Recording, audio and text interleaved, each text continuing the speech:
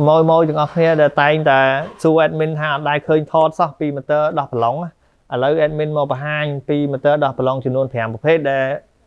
កំពុងមានក្នុង stock យើងស្រាប់ហ្មងប្រភេទទី1ជាប្រភេទ motor ដោះប្រឡង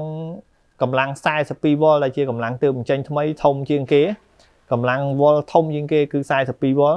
ដែលមានកម្លាំងរង្វិលជុំ 460 Newton បងប្អូនអានេះដោះបានដល់ក្បាលប្រឡងលេខ 21 មានក្បាលប្រឡងមកជាមួយ 5 គ្រាប់ហើយចំណែកយើងចូលមកបន្ទាប់ទៀតនេះគឺប្រភេទ motor ដោះប្រឡងដែលមានកម្លាំង 20 V 20 V បណ្ដានេះជាប្រភេទ motor ដែលមានຂະຫນາດធំអានេះកម្លាំងវា850 Newton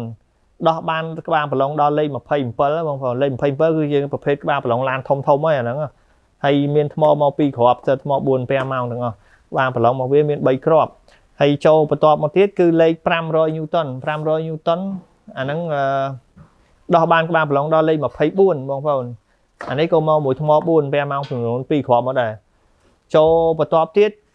400 Newton 400 Newton ក្បាលប្រឡងរបស់វាដោះបានដល់លេខ 21ហើយអានេះវាមកមួយថ្ម 2-5 ម៉ោងចំនួន 2 គ្រាប់ដែរហើយឆ្នាំងសាកលឿនមួយដូចគ្នាក្បាលប្រឡងវាក៏មក 3 គ្រាប់ដូចគ្នាដែរចុងក្រោយជាងគេគឺអា motor ដែលមាន 2 មុខងារអានេះគឺចំណេញកម្លាំង 230 Newton ដោះបានក្បាលប្រឡងដល់ធំជាងគេគឺលេខ 21 ដូចគ្នាប៉ុន្តែអានេះវាមានក្បាលនេះគឺសម្រាប់ដាក់ផ្លែវិសចូលដោះវិសទៀតបាញ់វិសដោះវិសបានទៀតអញ្ចឹងអានេះចំណេញពីរមុខងារ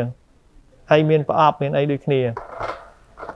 សម្រាប់បងប្អូនចាប់អារម្មណ៍កុំភ្លេចឆាតចូលពេក Total Tour Cambodia ទាំងអស់គ្នាអរគុណ